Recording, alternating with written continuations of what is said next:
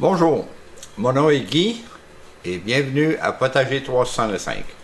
Aujourd'hui, on va juste faire des petits travaux qu'on a besoin de faire dans le jardin d'hiver. Alors, suivez-moi. On a ici 3 plants de tomates sabatiques. Ça se trouve à être des plants de tomates déterminés qui produisent une tomate de 2 à 3 onces.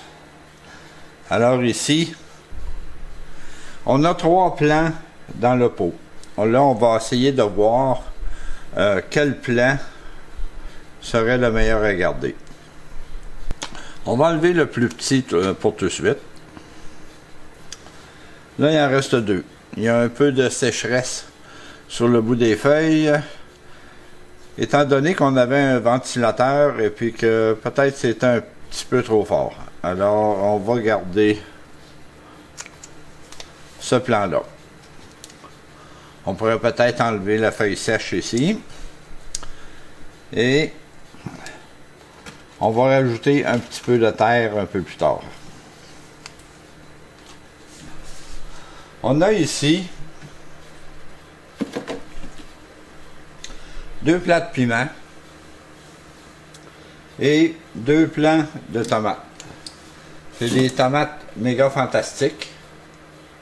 Et il commence à y avoir des racines qui sortent en dessous. Et on a 2 plants de piment California Wonder. Alors, qu'est-ce qu'on va faire aujourd'hui? Il va falloir, on va les rempoter. On a ici de la laitue. C'est de la Boston Pirate. On a plusieurs plants dans le même. Alors encore là, vu qu'on a atteint le point où est-ce qu'il y a 2 vraies feuilles, ce qu'on va faire, c'est qu'on va éliminer ceux qu'on ne veut pas garder.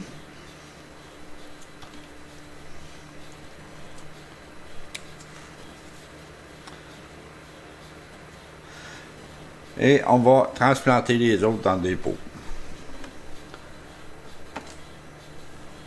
Alors, suivez-moi, on va aller faire ça. Bon, avant d'aller transplanter, on va regarder ici, on a un petit suivi sur la laitue qu'on a ici. On a ici 2 pommes de laitue Specklehead, c'est de la laitue Boston. À l'arrière, on a 2 plants de Buttercrunch. Eux autres, c'est prêt à cueillir. J'en ai déjà ramassé pas mal pour des repas. On a ici un plant de tomates. Un plant de tomates déterminé qui s'appelle Sweet and Neat. C'est un plant qui est très semblable au plant de Red Robin. Et on a du céleri et des pommes de laitue Iceberg. Si on descend plus bas, on va voir ici, on a un plant de tomate Red Robin qui, lui, c'est un plant déterminé. Un plant déterminé, comme on sait, c'est un plant qui grossit à une grosseur déterminée, qui va fleurir, produire et mourir. Mais là, il est rendu au stage de mourir. Le feuillage est tout après sécher et mourir. On va cueillir les dernières tomates et ça va être la fin pour celui-là, mais on a quand même, comme on a vu un peu plus haut, on a un plant de Sweet and Neat qui va prendre sa place. Alors maintenant, on va aller voir pour transplanter les plants qu'on avait.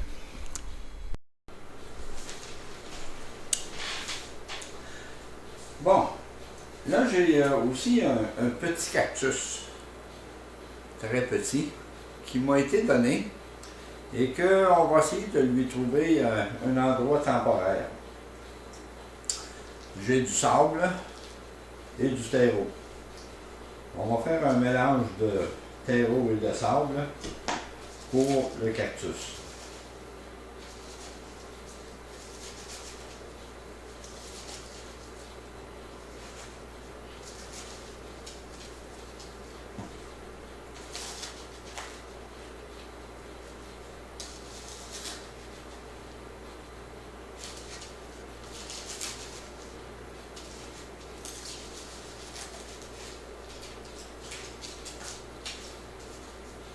Et à défaut d'un GoPro, on va lui trouver une résidence temporaire en attendant de trouver le mieux.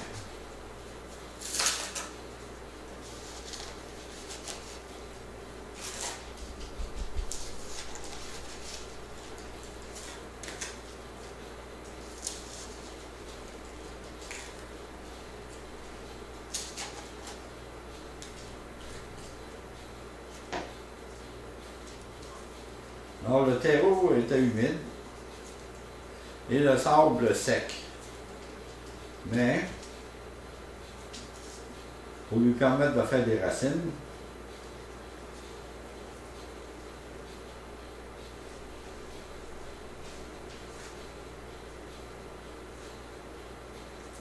alors on va l'installer comme ça. Lui trouver une secoupe temporaire en même temps.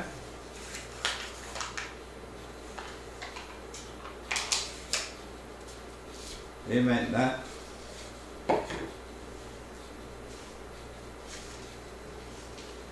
on peut incorporer dans le mélange.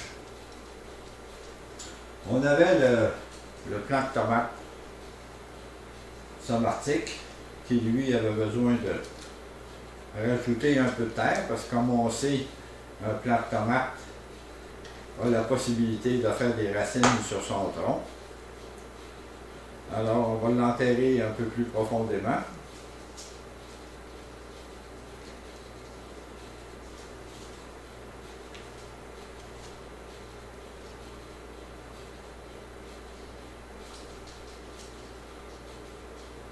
Et c'est tout pour lui. Maintenant, on a l'autre plant.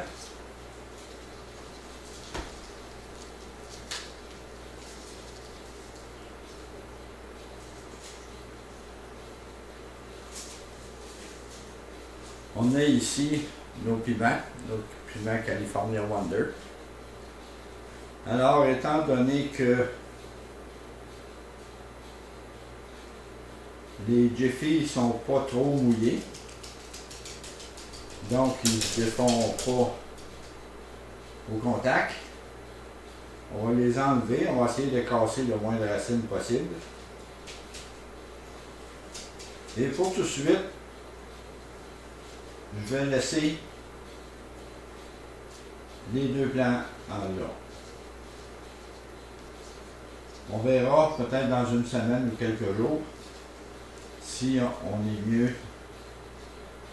Ben, pas si c'est mieux, j'en veux juste un plant. Alors on verra dans une couple de jours lequel qu'on va garder.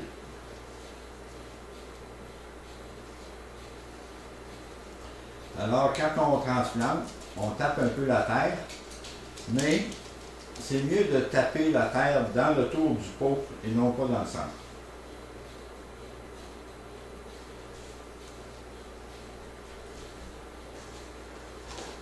Alors, on va le mettre ici.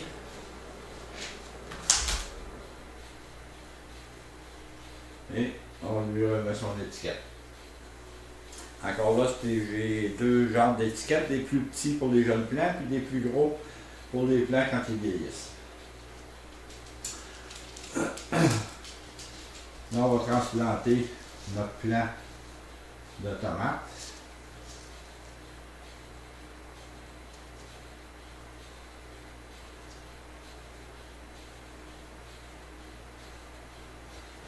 Encore là, étant donné que... Parce que quand le Jiffy devient trop mouillé et qu'on essaye d'enlever le filet, on n'est pas obligé d'enlever le filet. À plusieurs reprises, moi j'ai laissé le filet là, et puis ça n'a absolument rien dérangé. Mais pour enlever le filet, c'est mieux quand... Je pense qu'on va essayer de le mettre un peu plus profond là, pour être capable de rajouter un peu de terre par après.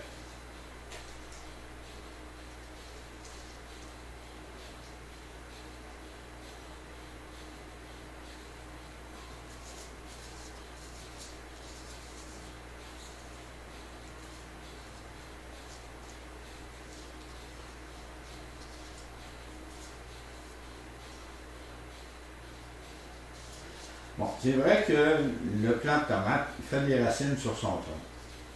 Mais moi, avec des fois que j'ai fait ça, j'ai réalisé que c'était mieux de ne pas les transplanter trop profond quand on fait de la culture en pot.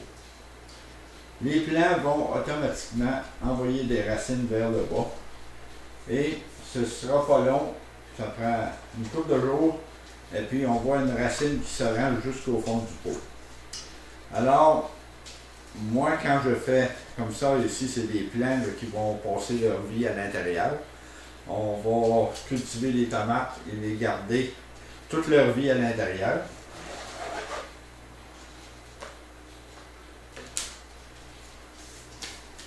Là, il nous reste les deux plants de laitue.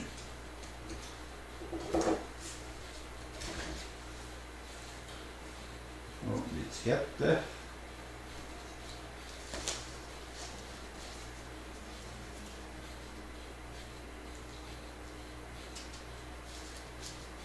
Alors, on tape les côtés.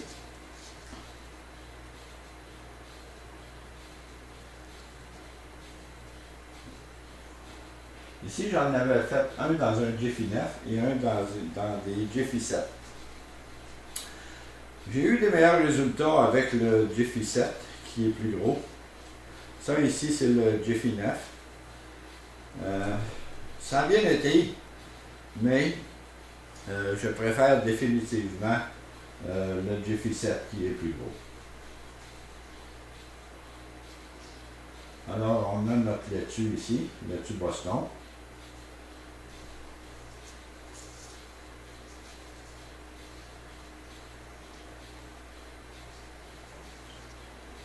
Et ce sont des pots où est-ce que j'ai des dômes. Alors, on peut mettre un dôme par-dessus, ce qui va être le cas pour la laitue. Les jeunes plants sont encore trop jeunes. Alors, on va mettre le dôme. On met toujours nos pots peu dispendieux, nos plats peu dispendieux pour servir comme assiette.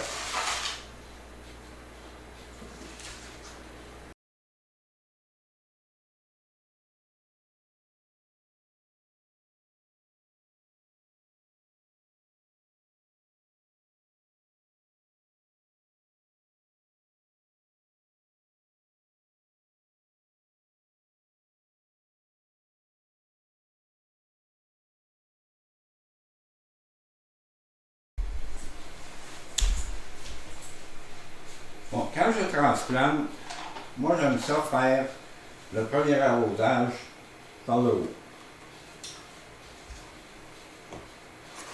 Alors, il faut faire attention pour ne pas trop déranger les plants.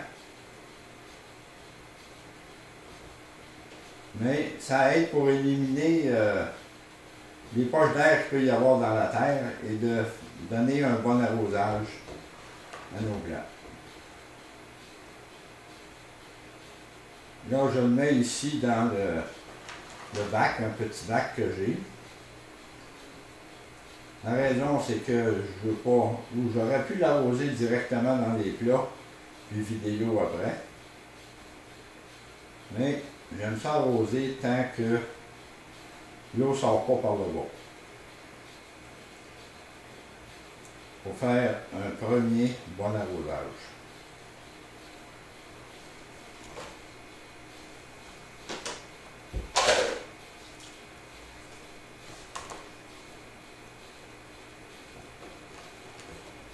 Alors on y va délicatement. On essaye de ne pas arroser directement sur le plant.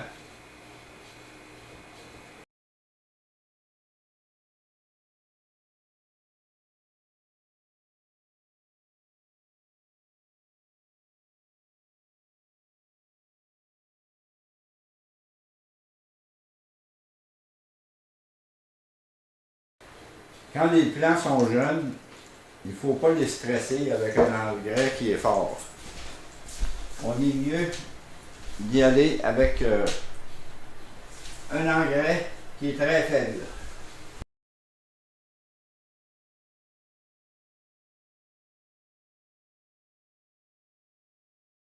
Vous voyez peut-être pas la caméra, mais ça fait des ballons quand ça sort au bas du plat.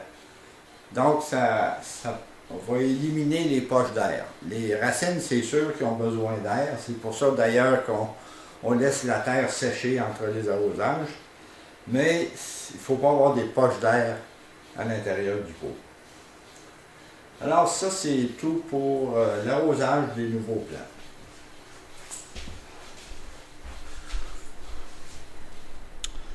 Bon, j'ai retourné les plants sous la lumière artificielle. Voici qu'est-ce que ça donne. Le plant de tomate, il n'y a pas de dôme. Les autres en ont. J'ai agrandi le trou sur certains dômes parce que je trouvais que ça faisait un petit peu trop d'humidité. Il y en a que j'ai pas agrandi le trou. Alors, ça dépend des cas. C'est à vous de juger qu'est-ce que ça prend. Eh bien, c'est tout pour aujourd'hui.